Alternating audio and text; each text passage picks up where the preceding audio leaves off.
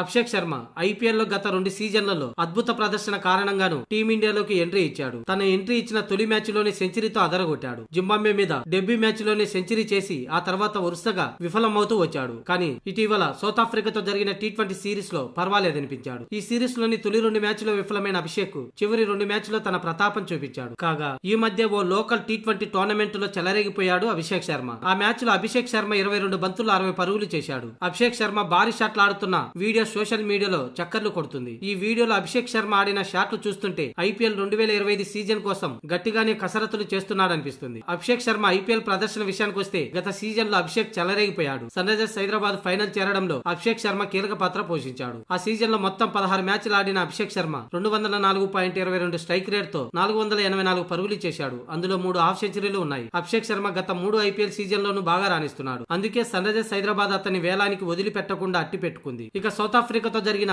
చివరి 2 మ్యాచ్ల్లోనూ అదిరిపోయే ఇన్నింగ్స్ ఆడాడు. 3వ టీ20లో 25 బంతుల్లో 3 ఫోర్లు 5 సిక్సర్లతో 50 పరుగులు చేసిన అభిషేక్ శర్మ 4వ మ్యాచ్ లో 14 బంతుల్లో 2 ఫోర్లు 4 సిక్సర్లతో 36 పరుగులు చేశాడు. ఆ సిరీస్ సూర్యకుమార్ యాదవ్ నేతృత్వంలోని టీమిండియా 3-1 తేడాతో కైవసం చేసుకుంది కప్పు.